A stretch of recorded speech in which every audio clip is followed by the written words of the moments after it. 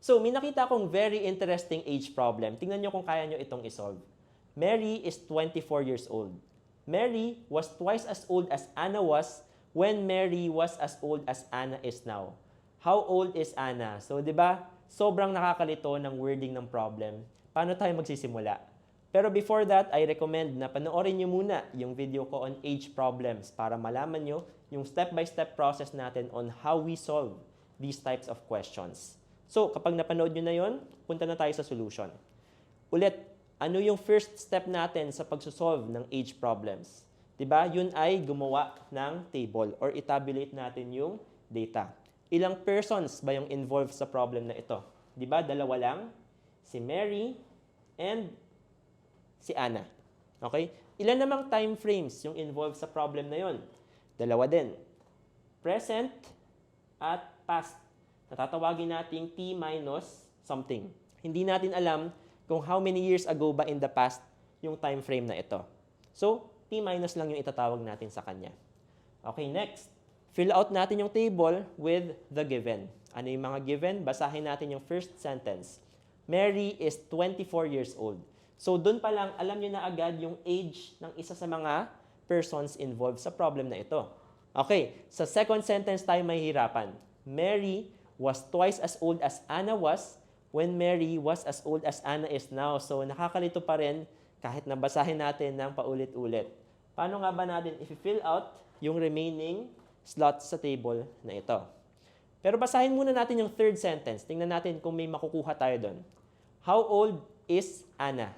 So, doon pa lang, alam natin na yung tinatanong sa problem ay yung present age ni Anna.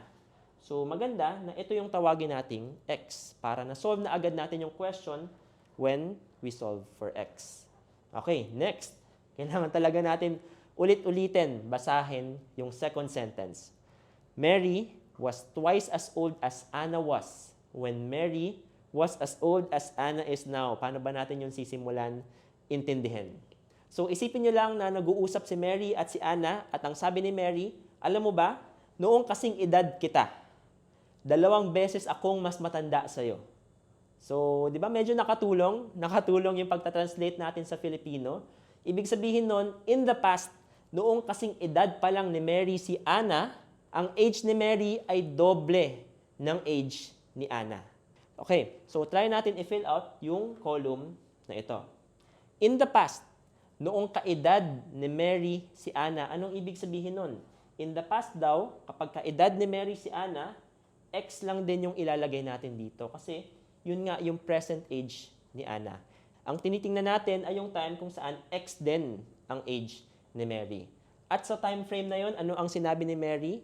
Na doble ng age mo ang age ko. Ibig sabihin, ikakalahati lang natin to. X over 2. Diba kasi kapag doble daw ng age ni Anna, ang age ni Mary, ikakalahati lang natin yung x. And that's it. Na-fill out na natin yung table. Ano ang next na gagawin? Since nagamit na natin lahat ng sentences sa table na ito. Okay, ang next step dyan is gagamit tayo ng concept about ages. So, for example, meron akong sister na 2 years younger than me. After 10 years, ano naman yung age gap namin? Diba 2 years pa rin. 10 years ago, ano yung age gap namin? 2 years pa rin. Ang ibig sabihin nun, constant yung age gap ng dalawang persons at any given point in time. Hindi pwedeng biglang mag 3 years na yung age gap or 4 years, di ba? So, using that concept, malalaman natin na yung age gap ni Mary at ni Anne dapat constant lang palagi, whether sa present or past. At paano nga ba natin makukuha ang age gap? I-subtract lang natin yung ages nila. Ang age gap nila ngayon ay 24 minus x. Ang age gap nila in the past ay x minus x over 2. And that's it. At this point, algebra problem na lang siya. Kailangan na lang natin isolve yung x at yun na yung age ni Anne. Paano natin isosolve to? Transpose natin. Magkakaroon tayo ng 24 is equal to 2x minus x over 2. Okay, simplify na lang natin ito. 2x minus x over 2. Marami tayong ways to simplify this. Pero ang pinakamadali siguro is to treat this as fractions. Yung 2, pwede natin gawing 4 over 2x Yan, ginawa nating improper fraction. So, 4 over 2x, yung second term naman, pwede nating i-rewrite as 1/2 x. Diba? X over 2 is just equal to 1/2 x. At pwede na nating i-subtract yung mga fractions. 4 over 2 minus 1/2, this is 3 over 2x. At equal daw siya sa 24. So, 24 is equal to 3 over 2x. Next, i-isolate natin yung x by dividing everything by 3 over 2. So, ano nga ba yun? Ano ang 24 divided by 3/2? Paano ulit yung shortcut natin dito?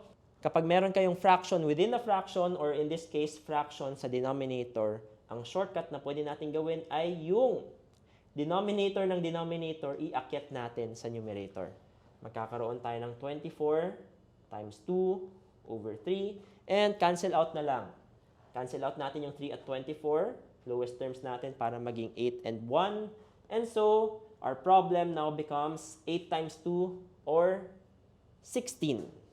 Okay, ang nakuha daw nating age ni Anne ay 16. Check nga natin kung tama. Kung si Mary ay 24 at si Anne ay 16 in the present, fill out din natin yung table na ito. 16 din syempre siya in the past kasi x to. Ano naman yung x over 2? 16 over 2, this is 8. Okay, basahin ulit natin yung question to confirm na tama yung nakuha nating sagot. Mary is 24 years old. Mary was twice as old as Anna was when Mary was as old as Anna is now. Ibig sabihin nun, noong ka-age ni Mary si Anne, which is 16 years old. Noong 16 years old si Mary, si Anne daw ay kalahati ng age niya. Or yung age ni Mary ay twice ng age ni Anne. Tama naman, ang 16 ay twice ng 8. So that means tama ang nakuha nating sagot. And that is how you solve this age problem.